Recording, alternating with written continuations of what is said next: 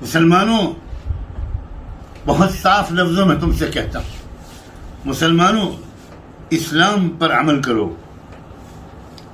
اسلام پر اللہ کا شکر ادا کرو، اپنے بچوں اور بچیوں کو اسلام گھٹی میں پلاؤ، اسلام کے سانچے میں ان کو ڈھلو، اسکولوں میں بھیج کر فارغ مت ہو جاؤ، روزانہ تھوڑا وقت دو اللہ کے بندو، اے ماؤں اے باپو اپنے بچوں کو بٹھاؤ، ان کو اسلام ان کے اندر اتارنے کی کوشش کرو، اسلام کی محبت ان کے اندر آئے، اسلام کی سمجھ ان کے اندر آئے، جیسے جیسے ان کی عمر بڑھتی رہے ویسے ویسے وہ اور زیادہ تفصیل اور گہرائی سے اسلام کو سمجھنے لگے، وہ ڈاکٹر بنے، وہ انجینئر بنے، وہ ایگریکلچر سائنٹسٹ بنے، وہ کمپیوٹر انجینئر بنے، وہ پروفیشنل بنے، سب کچھ کریں وہ، مگر مسلمان بنے۔ یہ آپ کی ذمہ داری ہے۔ اے نوجوان بچیوں، please please practising Muslim mother بنو، پریکٹسنگ مسلم وائف بنو، پریکٹسنگ مسلم سسٹر بنو۔ اے لڑکیوں، اسلامی تاریخ میں عورتوں کا جو میجر رول رہا ہے اس کو دہراؤ۔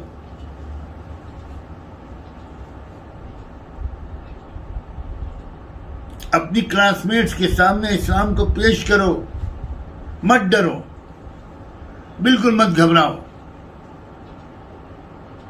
اور اے نان مسلم بھائیوں اور بہنوں، او تمام لوگ، او برہمنوں، او ٹھاکروں، او میرے ٹھاکر بھائیوں اور بہنوں، او میرے ایس سی ایس ٹی سے تعلق رکھنے والے بھائیوں اور بہنوں، او بی سیز اور ایم بی سی سے تعلق رکھنے والے میرے بھائی بہنوں، میں تمہارا محبت کرنے والا بھائی، میں تمہاری لڑائی لڑ رہا ہوں، کمزور ہوں، جس طرح لڑ سکتا ہوں لڑ رہا ہوں۔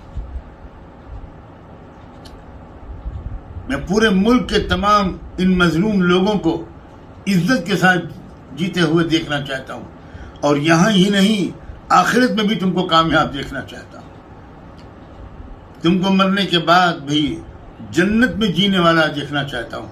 اس لیے تمہارا اپنے اوپر حق سمجھ کے کہتا ہوں، تم بھی اسلام کو سمجھو، تم بھی اسلام کو پڑھو، تم بھی اسلام کے بارے میں جانکاری حاصل کرو۔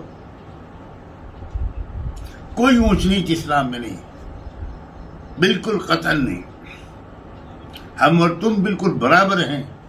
جس کے کرم اچھے ہوں گے، جس کے اعمال اچھے ہوں گے، وہ ہے عزت کے، زیادہ عزت کے لائق۔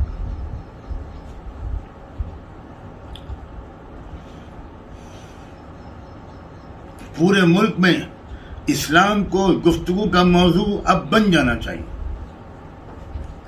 اب وقت آ گیا ہے کہ اسلام موضوع گفتگو بنے۔ میرے اشارے کو سمجھو، جب اب موضوع یہ بنایا جا رہا ہے کہ یہ لوگ اسلام پھیلاتے تھے، یہ لوگ اسلام کے بارے میں لوگوں سے بات کرتے تھے، اب تو خیر یہ بھی نہیں کہہ پا رہے کہ اسلام لانے پر کسی کو مجبور کرتے تھے، یہ دباؤ یا لالچ کے ذریعے کسی کو مسلمان بناتے تھے۔ یہ اس لیے نہیں کہہ پا رہے کہ جن نوجوان بچوں اور بچیوں نے، جن میرے جگر کے ٹکڑوں نے اسلام کو قبول کیا، انہوں نے خود آ کر ٹی وی اور یوٹیوب چینلوں پر آ کر بڑی بہادری کے ساتھ اس بات کا اعلان کیا کہ ہم نے کسی لالچ کی بنیاد پر اور کسی دباؤ کی بنیاد پر ہم نے اسلام قبول نہیں کیا ہے، ہم نے اسٹڈی کی ہے، ہم نے غور کیا ہے، ہم نے پڑھا ہے، ہم نے کمپیئر کیا ہے۔ اور ایک لڑکی نے تو کہا کہ میں بہت مالدار گھرانے کی بچی ہوں، مجھے کوئی خرید نہیں سکتا، مجھے ایک پیسے کی بھی ضرورت نہیں ہے، مجھے کسی طرح کی کوئی کمی نہیں ہے، میں نے پڑھا، سیلف اسٹڈی کیا، کئی کتابوں کو پڑھا، کمپیریٹیو اسٹڈی بھی کی، اور جب میں مطمئن ہو گئی تو میں نے اپنے حق کو استعمال کرتے ہوئے اسلام قبول کیا۔ تو جب یہ اسٹیٹمنٹ سامنے آ گئے تو وہ کہنے ہی بھول گئے، وہ جھوٹے مجرم۔ اب انہوں نے کیا کہنا شروع کیا، انہوں نے کہا ان کو فنڈنگ باہر سے آتی تھی، اس لیے ہم ای ڈی کو پیچھے لگاتے ہیں اور انفورسمنٹ ڈائریکٹریٹ اب تحقیق کرے گا۔ کر لو تحقیق اپنی. اب وہ بات تو گئی مجبور کرنے والی اور لالچ والی. اسی لیے میں کہہ رہا ہوں وقت آ گیا ہے کہ جب اصلی ایجنڈے پر آ گئے تو اب اسلام کی خوبیاں بیان کرنا، خود عمل کرنا، سب سے پہلے خود عمل کرنا. ایک نمونے کا مسلمان بنو. مسلمانوں، اس ملک کو اسلام کی ضرورت ہے. اس ملک کو اسلام کی ضرورت ہے. اس ملک کے ہاتھ میں اسلام اگر آ گیا تو یہ ملک دن دونی رات چوگنی ترقی کرے گا. پھر یہ جرائم، یہ کرائمز، یہ ریپ، یہ مرڈر، یہ بچیوں کی عزتوں کو لوٹ کر گلا گھونٹ کے مار دینا، یہ سب ختم ہو جائے گا.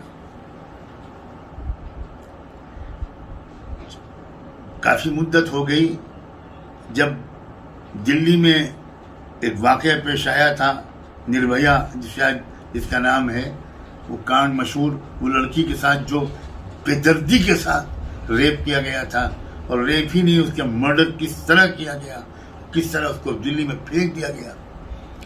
تو اس وقت تو مسٹر لال کرشن اڈوانی جیسے لوگ بھی بول اٹھے تھے کہ میں تو یہ مانگ کرتا ہوں کہ ریپ کی سزا بھارت میں ہر ریپ کرنے والے کو وہ دی جائے جو اسلام نے مقرر کی. کیونکہ سچائی کبھی نہ کبھی زبان پر آ ہی جاتی. واقعی بالکل سچ کہا تھا انہوں نے.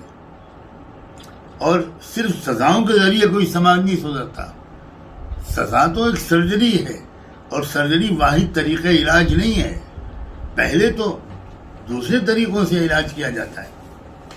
تو پازیٹیو انداز سے سماج کو بنایا جاتا ہے، سمجھا کر، ایجوکیٹ کر کے، انسان کے کیریکٹر کو بہتر بنا کر. اور بڑی تعداد میں لوگ وہ ہوتے ہیں جو اسی سے سدھر جاتے ہیں. اب اکا دکا جو لوگ رہ جاتے ہیں کرمنل مائنڈ سیٹ کے، ان کو سزا دینی پڑتی ہے. تو بالکل یقیناً ہاں، ہماری تمنا ہے کہ ہمارا ملک بھی اور دنیا کے انسان بھی پڑھ کر، سمجھ کر، اپنے ذاتی فیصلے سے وہ اس چیز کو چنے جو چیز واقعی لاجواب ہے، جو واقعی بیسٹ ہے، جو ہر پہلو سے انسان کو اوپر لے جاتی ہے، جس میں ہر مسئلے کا حل موجود ہے، جس کا انتہائی اوتھینٹک سورس قرآن موجود ہے. ہے کوئی دنیا میں ایسی آسمانی کتاب جس کے بارے میں کہا جا سکے کہ ایک حرف بھی اس کا نہیں بدلا ہے، ایک نقطہ اور شوشہ نہیں بدلا ہے؟ ہاں، ہم کہتے ہیں کتاب ہے، اور وہ ہے قرآن مجید. اس کا ایک حرف نہیں بدلا، بالکل اوریجنل شکل میں وہ موجود ہے.